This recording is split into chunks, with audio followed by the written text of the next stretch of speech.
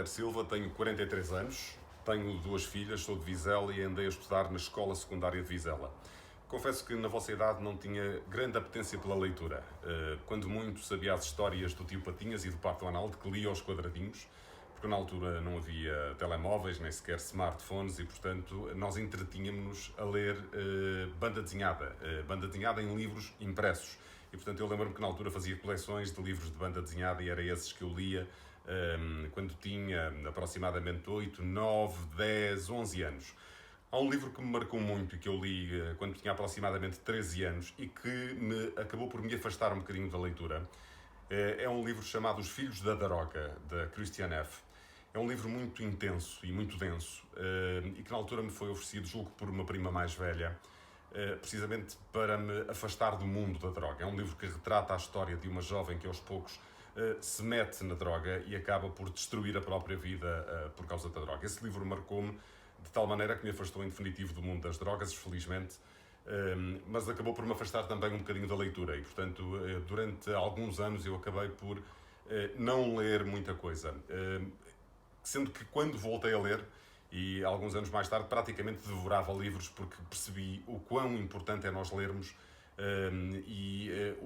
a mais-valia que nos traz a leitura de livros impressos em papel, hoje em dia podem ser em formato digital, podem ser de qualquer maneira.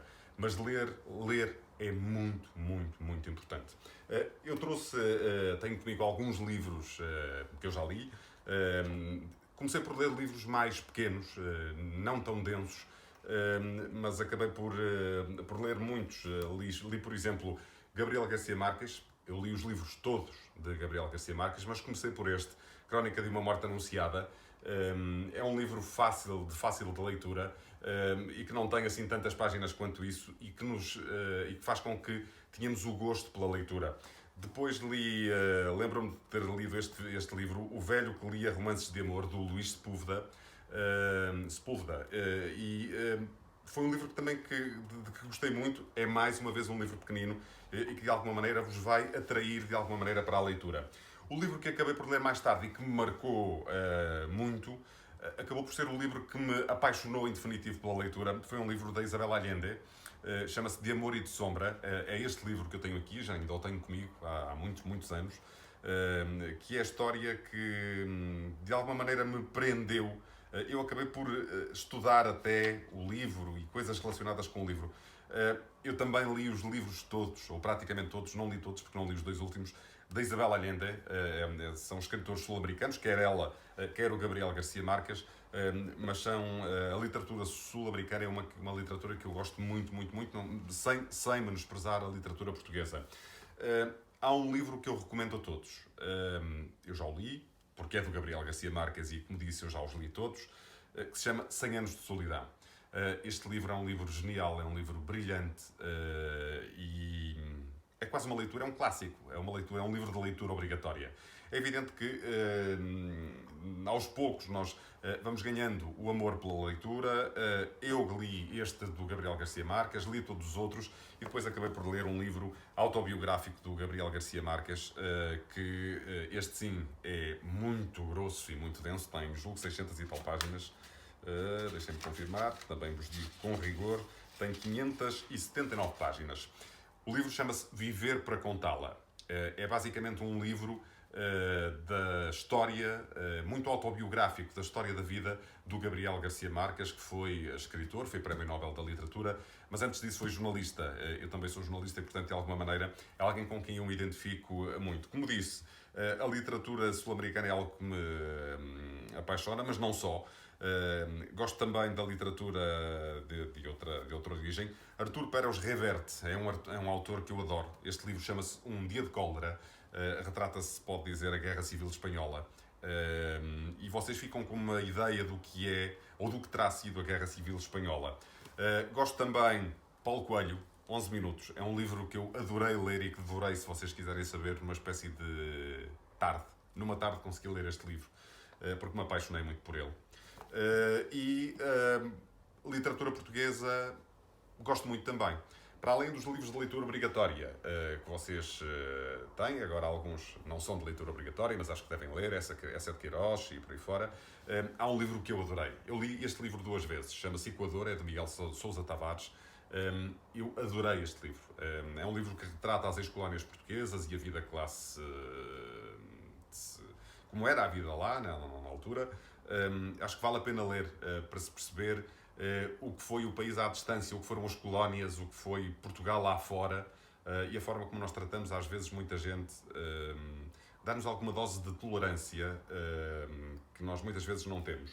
Depois quis saber mais sobre a história do país, da história de Portugal, sendo completamente apartidário, ou seja, não é relevante se o Mário Soares foi muito importante, ou se o Sá Carneiro foi muito importante, ou se não foi, mas tal como li, tal como conheci Mário Soares ainda em vida e acompanhei grande parte do percurso dele, não tive a oportunidade de acompanhar o percurso de Francisco Sá Carneiro. E então li um livro biográfico de Sá Carneiro, que também é muito denso, mas é um livro genial. Foi escrito pelo Miguel Pinheiro e é basicamente a história de vida de Sá Carneiro e de que forma é que ele foi tão relevante na história do nosso país. E, portanto, é um livro de leitura quase obrigatória para quem quer perceber o Portugal dos tempos de hoje.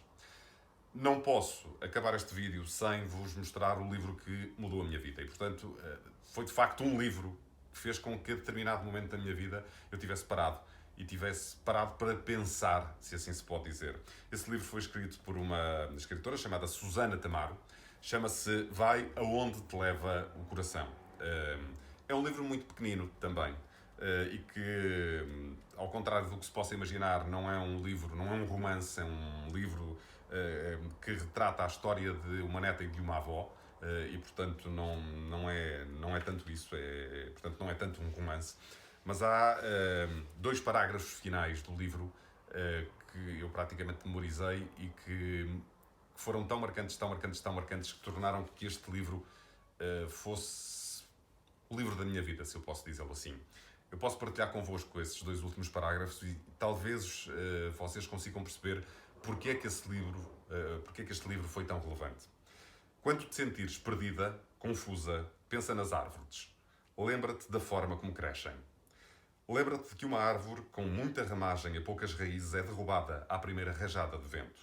E que a linfa custa a correr numa árvore com muitas raízes e pouca ramagem. As raízes e os ramos devem crescer de igual modo. Deves estar nas coisas e estar sobre as coisas. Só assim poderás dar conta e abrigo. Só assim, na estação apropriada, poderás cobrir-te de flores e de frutos. E quando à tua frente se abrirem muitas estradas e não souberes a que has de escolher, não metas por mau acaso. Senta-te e espera. Respira com a mesma profundidade confiante com que respiraste no dia em que vieste ao mundo e sem deixares que nada te distraia. Espera e volta a esperar. Fica quieta, em silêncio, e ouve o teu coração. Quando ele te falar, levanta-te e vai para onde ele te levar. Estes 2 parágrafos mudaram a minha vida.